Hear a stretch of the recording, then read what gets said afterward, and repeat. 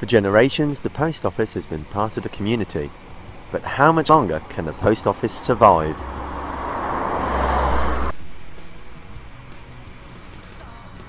Collections from post boxes will become less frequent. In some places, collections have been even earlier in the day, affecting businesses.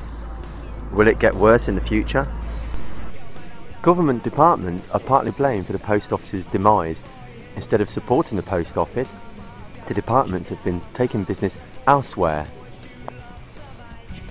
And as post offices up and down the country lose millions of pounds each week, many thousands have now been forced to close down.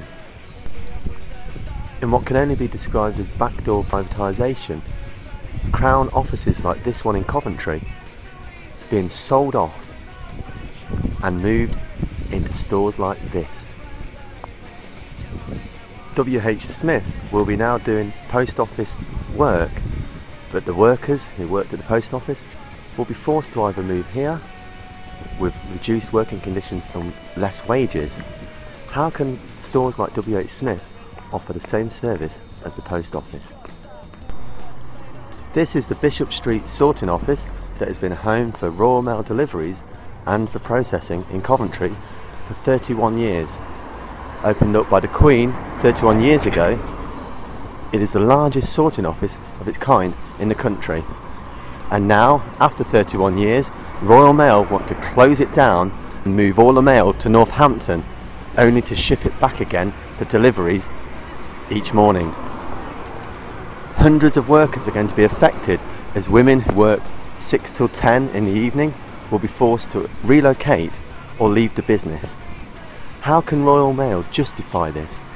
They're ripping out the heart of the industry in Coventry. As competition affects the business, Royal Mail seems to be in a race to reach the bottom first. This year it has announced it doesn't want to give its workers a pay rise at all, trying to force them to have a lump sum of money based on savings. Also, the quality of service could be affected as deliveries become less frequent and later in the day, collections earlier in the day, affecting businesses. Royal Mail is indeed in a difficult position. Whilst European law has meant that competition must be introduced in Britain, the same law has meant that Royal Mail could not compete in Europe.